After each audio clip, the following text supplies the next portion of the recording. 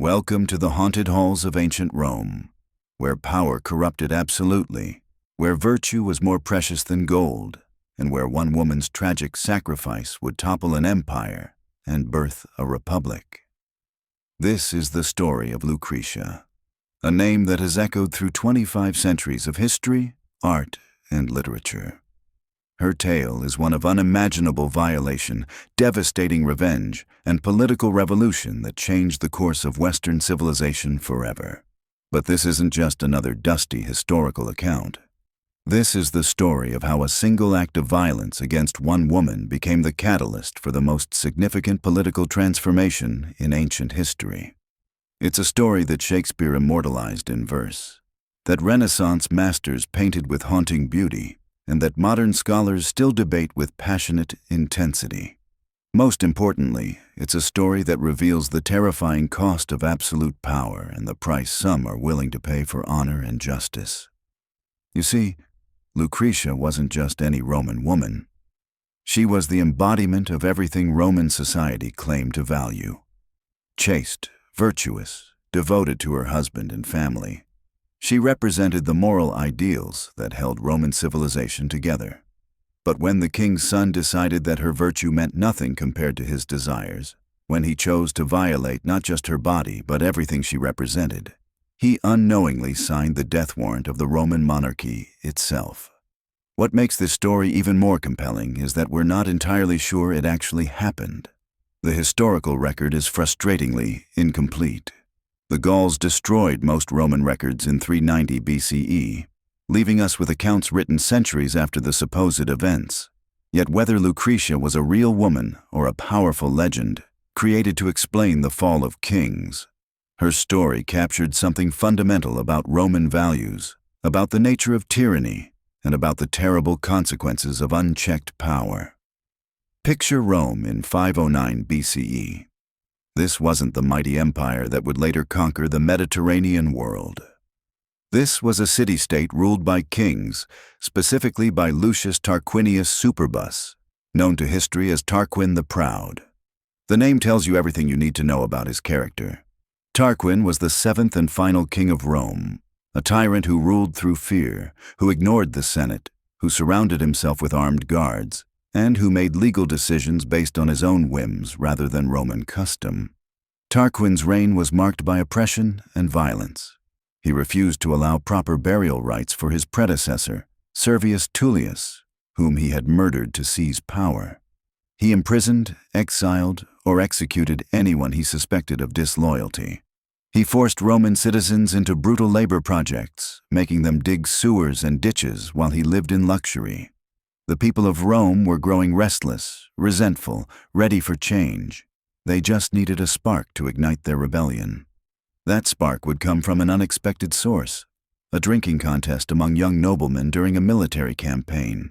It's almost absurd how such a momentous historical change began with what was essentially a bar bet. The Roman army was besieging the city of Ardea, and during a lull in the fighting, some of the principal men of the army were drinking together in the tent of Sextus Tarquinius, the king's son. As wine flowed and tongues loosened, the conversation turned to wives. Each man boasted about his wife's virtues, but the argument grew heated. Lucius Tarquinius Collatinus, one of the nobles present, made a bold claim about his wife Lucretia's incomparable chastity and virtue. The other men scoffed. How could he be so certain? In their pleasant humor, as the ancient historian Livy puts it, they decided to settle the matter with a test. They would ride back to Rome in secret and surprise their wives to see how they behaved when not expecting their husbands. What they found when they arrived in Rome was revealing and tragic. The wives of the king's sons were discovered dancing, reveling, enjoying themselves in their husband's absence. But when they arrived at Collatinus's home, even though it was late at night, they found Lucretia sitting among her maids, spinning wool by lamplight. She was the picture of Roman wifely virtue, industrious, faithful, devoted to her household duties even in the dark hours when no one expected to see her. The contrast was stark and undeniable. Lucretia had won the contest of virtue decisively. The men awarded her the palm of victory, and Collatinus invited them to stay for hospitality. But this moment of triumph contained the seeds of tragedy. Among those who witnessed Lucretia's virtue that night was Sextus Tarquinius, the king's son, and he was struck not just by her moral excellence, but by her beauty. Sextus Tarquinius represents everything that was wrong with the Tarquin dynasty.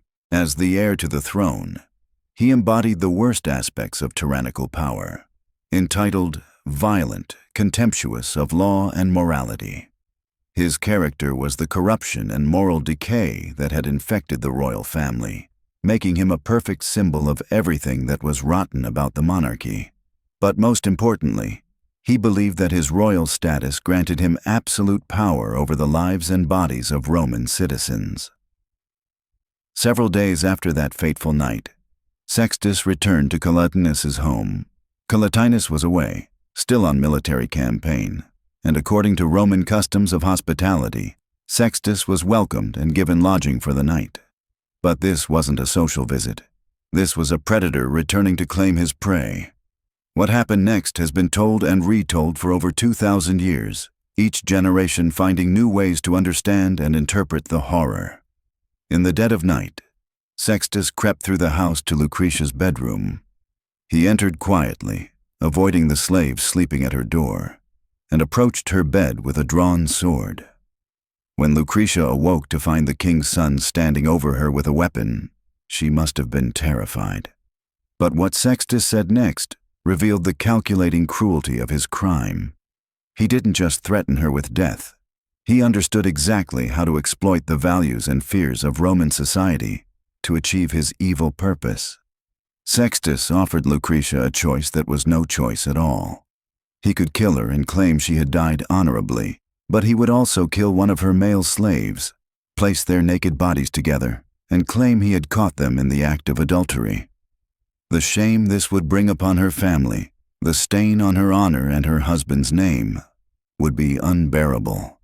Her reputation for chastity, more valuable to a Roman woman than life itself, would be destroyed forever. To avoid this posthumous disgrace, she must submit to him. It was a threat that revealed not just his cruelty, but his intimate knowledge of Roman social values. He knew that for a woman like Lucretia, the fear of being remembered as an adulteress was perhaps more terrifying than the fear of death itself. Faced with this impossible choice, Lucretia yielded her body, but as the ancient sources make clear, not her mind. She survived the assault, but she was consumed with shame and grief. The violation she had endured wasn't just a personal crime. It was an attack on everything she represented, everything Roman society claimed to value. The morning after the assault, Lucretia sent urgent messages to her father, Spurius Lucretius, and to her husband Collatinus. She asked each to come quickly and to bring a trusted friend. When they arrived, they found her dressed in mourning clothes, a sight that must have filled them with dread. With her was Lucius Junius Brutus, Collatinus's friend, and a man who would soon become one of the most important figures in Roman history. But at this moment, Brutus was known primarily as something of a simpleton, a man who played the fool to protect himself from the paranoid king. What no one suspected was that his apparent foolishness was actually a carefully maintained disguise. Lucretia's father and husband found her in distress and demanded to know what had happened. What followed was one of the most dramatic and consequential revelations in ancient history. First, Lucretia made the men swear an oath that they would avenge her honor.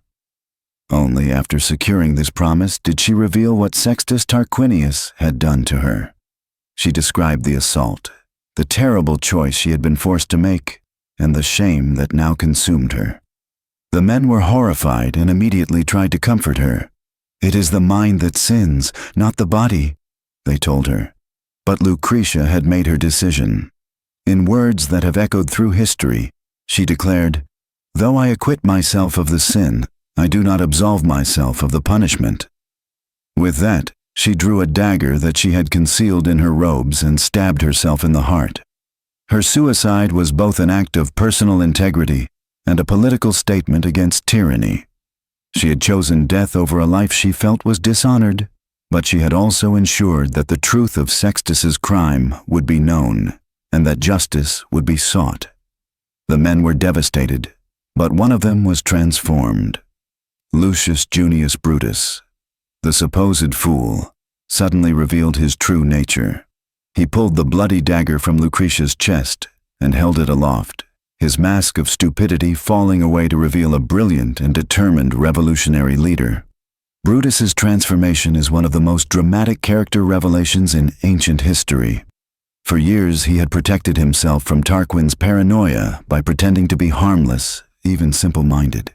But Lucretia's sacrifice had given him both the opportunity and the moral authority he needed to act. Wielding the still bloody knife, he swore revenge not just on Sextus, but on the entire Tarquin dynasty. What happened next changed the course of Western civilization. Brutus carried Lucretia's body to the Roman Forum, where crowds quickly gathered. Standing over her corpse, he delivered one of the most noted and effective speeches in ancient Roman history. He revealed that his pose as a fool had been a sham designed to protect him from an evil king. He leveled a devastating series of charges against Tarquin and his family: the rape of Lucretia, the king's tyranny, the forced labor of Roman citizens, and Tarquin's rise to power through the murder of his predecessor. Brutus pointed out that the people could see the evidence of royal criminality lying before them. Lucretia's body was proof of the moral corruption that had infected the monarchy. Her sacrifice was the final straw that broke the back of Roman tolerance for tyrannical rule. The crowd's response was electric. Years of resentment and anger at Tarquin's oppressive rule suddenly found focus and direction. Brutus urged the enraged multitude to abolish the monarchy and exile King Tarquin the Proud, with his wife and children. The people responded with enthusiasm, and what began as a funeral became a revolution. This was the climax of already simmering discontent with Tarquin's despotism, but Lucretia's death provided the moral clarity and emotional power needed to transform that discontent into action. Her sacrifice had given the Roman people both a martyr and a cause. They would no longer tolerate being ruled by men who believed their power gave them the right to violate Roman citizens with impunity. The revolution that followed was swift and decisive. The Roman monarchy, which had lasted for nearly 2.5 centuries, was overthrown in a matter of days. Tarquin and his family were driven from the city, and in their place, the Romans established a new form of government, the Roman Republic. The first 2 consuls elected to lead this new republic were Lucius Junius Brutus and Lucius Tarquinius Collatinus, Lucretia's widowed husband. It was a government designed to prevent the concentration of power in any single individual, a direct response to the tyranny they had just overthrown. The consulship was limited to 1 year, and the 2 consuls were meant to check each other's power.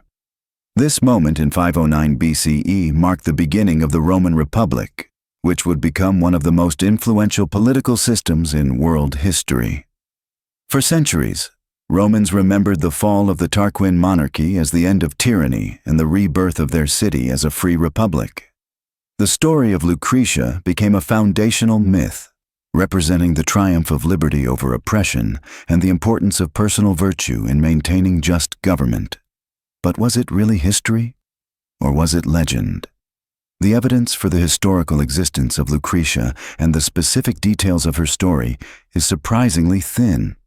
No contemporary sources survive, and the Gallic sack of Rome in 390 BCE destroyed most early Roman records. Our most detailed accounts come from historians writing centuries later: Livy, Ovid, and Dionysius of Halicarnassus, all of whom lived during the reign of Augustus, more than 500 years after the events they described. Modern scholars are deeply divided about the historicity of Lucretia's story. Many dismiss it as largely fictitious, a legend created to explain the transition from monarchy to republic. The narrative bears suspicious similarities to Greek stories, particularly the expulsion of the Pisistrated tyranny in Athens around the same time. Sexual violence against virtuous women was a common trope used to characterize bad kings and tyrants in ancient literature. Yet the dismissal of the story as pure fiction may be too hasty. While the specific details may be embellished or even invented, the broad outline of events, the existence of a historical crisis that led to the overthrow of the monarchy, and even the existence of a woman named Lucretia, whose fate played a role in these events, remain plausible. Sometimes myths preserve historical truths even when the details are unreliable. What's certain is that whether literally true or not, the story of Lucretia captured fundamental truths about Roman values and the nature of political power. It expressed beliefs about honor, virtue, tyranny, and justice that resonated deeply with Roman audiences for centuries. When Brutus pulled the bloodied knife from Lucretia's chest, he wasn't just witnessing a suicide. He was holding the weapon that would topple an empire and birth a republic. But the story of what happened next reveals as much about the power of narrative as it does about the birth of democracy itself. Lucius Junius Brutus had spent years playing the fool. As tribune of the Celeres, a minor religious office, he deliberately cultivated an image of simple-mindedness to protect himself from the paranoid King Tarquin. But in that moment, standing over Lucretia's lifeless body, the mask fell away completely. Here was a man who had been waiting, planning, biding his time for exactly this kind of moment. The transformation was immediate and dramatic. Brutus wielded that still bloody knife like a prop in the greatest political theater Rome had ever seen. He swore revenge, not just for Lucretia, but for every indignity the Roman people had suffered under tyrannical rule. This wasn't just grief speaking. This was calculated revolution. What happened next was nothing short of masterful political manipulation. Brutus didn't just rally the crowd in Collatinus's house. He ordered Lucretia's body to be carried to the Roman Forum, the beating heart of the city's political life. Picture this scene. A noble woman's corpse, pale and bloodied, displayed before hundreds of gathering Romans, while Brutus delivered what ancient historians called one of the most effective speeches in Roman history. Standing on that platform, Brutus revealed his carefully constructed persona had been nothing but an elaborate deception. He told the crowd he had pretended to be a fool specifically to survive under an evil king. Then he systematically dismantled the Tarquin dynasty's reputation, charge by devastating charge. He spoke of Sextus Tarquinius's rape of Lucretia, whose body lay before them as undeniable proof. He detailed the king's tyranny, the forced labor of common citizens in Rome's ditches and sewers. He reminded them that Tarquin had murdered his own father-in-law, Servius Tullius, to seize power. But Brutus understood something crucial about mob psychology. Anger without direction is just chaos. He gave the crowd something concrete to do with their rage. He urged them to abolish the monarchy entirely and exile King Tarquin and his entire family from Rome forever. Not just regime change, but system change. The crowd's response was explosive. Years of accumulated resentment, fear, and frustration erupted all at once. The people who had been too afraid to speak against the king individually suddenly found themselves part of an overwhelming collective force. They marched through the streets, their numbers swelling as word spread. By the time they reached the royal palace, they weren't just angry citizens anymore. They were a revolution. King Tarquin himself wasn't even in Rome when his world collapsed. He was away with his army, still besieging Ardea.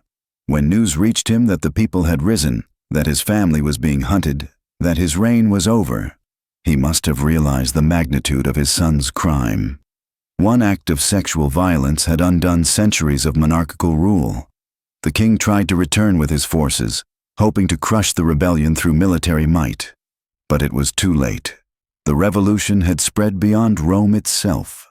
Other cities threw their support behind the rebels. The army, composed largely of Roman citizens, began to defect. Tarquin found himself not just exiled, but completely abandoned. And so, in 509 BCE, the Roman Republic was born. Not through gradual political evolution, but through sudden, violent upheaval triggered by one woman's sacrifice. The Romans established a new system designed specifically to prevent the concentration of power that had enabled Tarquin's tyranny. Instead of one king, they would have two consuls, elected annually, each able to veto the other's decisions. The first two consuls elected were Lucius Junius Brutus himself and Lucius Tarquinius Collatinus, Lucretia's widowed husband. It was a symbolic choice that honored both the revolution's architect and its catalyst. But even this posed problems. Collatinus, despite his personal tragedy and his role in overthrowing the monarchy, carried the Tarquin name. In the paranoid aftermath of the revolution, even that association became dangerous. Brutus, now consul, faced his first major test of leadership. He had to convince his co-consul and friend to voluntarily exile himself from Rome. The very name Tarquinius, Brutus argued, was poison to the new republic. Collatinus, showing remarkable restraint, agreed. He gave up his consulship and left Rome, understanding that his presence might destabilize the fragile new government. But the most shocking test of Brutus's commitment to the republic was yet to come. His own sons, Titus and Tiberius, were caught plotting to restore the monarchy. They had been seduced by promises of wealth and position under a restored Tarquin regime. When their treason was discovered, all eyes turned to Brutus. As consul, as father, as the man who had started this revolution, what would he do? Ancient historians tell us that Brutus's response was swift and terrible. He ordered his own sons to be executed for treason, and he watched the sentence carried out personally. It was a demonstration that the law of the new republic stood above even family bonds, that not even the founders' children were exempt from justice. The image of Brutus watching his sons die became one of the most powerful symbols of republican virtue in Roman culture. Whether this story is literally true or symbolically crafted, it reveals how the Romans understood their new system. The republic demanded sacrifices that monarchy never had. Personal loyalty, family connections, individual desires, all had to yield to the collective good and the rule of law. The new Roman Republic wasn't perfect. It was still dominated by patrician families, still excluded women and slaves from political participation, still prone to violence and corruption. But it established principles that would echo through centuries. The idea that power should be limited, shared, and accountable to the people. The influence of this moment extends far beyond ancient Rome. When American revolutionaries sought to justify their rebellion against King George III, they invoked the story of Brutus and the overthrow of Tarquin. When the French revolutionaries executed Louis XV, they were consciously echoing Roman precedent. The very word republic comes from the Latin res publica, meaning public thing or public affair, emphasizing that government belongs to the people, not to kings. But here's where the story becomes even more complex. The historical accuracy of these events remains hotly debated among scholars. The earliest detailed accounts we have were written centuries after the supposed events, during the reign of Augustus, Rome's first emperor. By then, the Roman Republic had collapsed into civil war and dictatorship. Writers like Livy were looking back nostalgically at the Republic's origins while living under imperial rule. Some historians argue that the entire story is mythological, created to explain the transition from monarchy to republic with a morally satisfying narrative. The parallels to Greek stories are suspicious. Athens had its own tale of tyrannicide around the same time period. The rape of a virtuous woman by a tyrant's son was a common trope in ancient literature, used to justify political revolution. Moreover, the archaeological evidence for early Roman history is frustratingly sparse. The Gauls sacked Rome in 390 BCE, destroying most contemporary records. What we know about early Rome comes largely from later traditions that may have been shaped by political needs rather than historical accuracy. But even if the story of Lucretia is more legend than history, its power remains undeniable. Sometimes the stories a civilization tells about itself reveal more truth than strict historical facts. The Romans needed to believe they had chosen liberty over tyranny, that their republic was founded on principles of justice and virtue rather than mere political convenience. The story also reveals the complex role of women in Roman society. Lucretia becomes the ultimate symbol of female virtue, But her virtue is defined entirely in terms of her relationships to men, her father, her husband, her family's honor. Her agency is limited to the choice between dishonor and death. She can preserve her reputation only by destroying herself. Yet paradoxically, her suicide becomes the most politically consequential act in early Roman history. A woman who had no formal political power triggers the most dramatic political transformation in Roman history. Her body becomes the symbol around which an entire new system of government is constructed. This tension between female powerlessness and female influence would persist throughout Roman history. Women could not vote, could not hold office, could not speak in the Senate.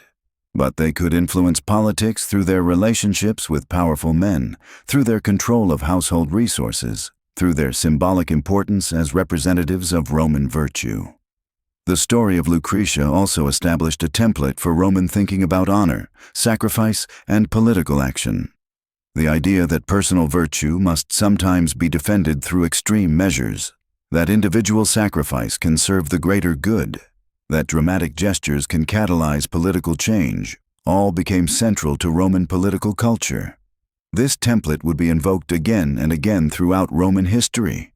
When Cato the Younger killed himself rather than submit to Julius Caesar, he was consciously echoing Lucretia's example.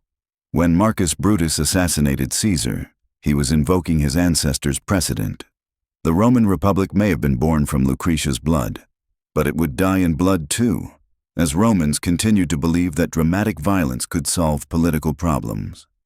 The artistic legacy of Lucretia's story is equally complex. Renaissance painters like Botticelli used her story to comment on contemporary politics, turning ancient Roman history into commentary on Florentine liberty.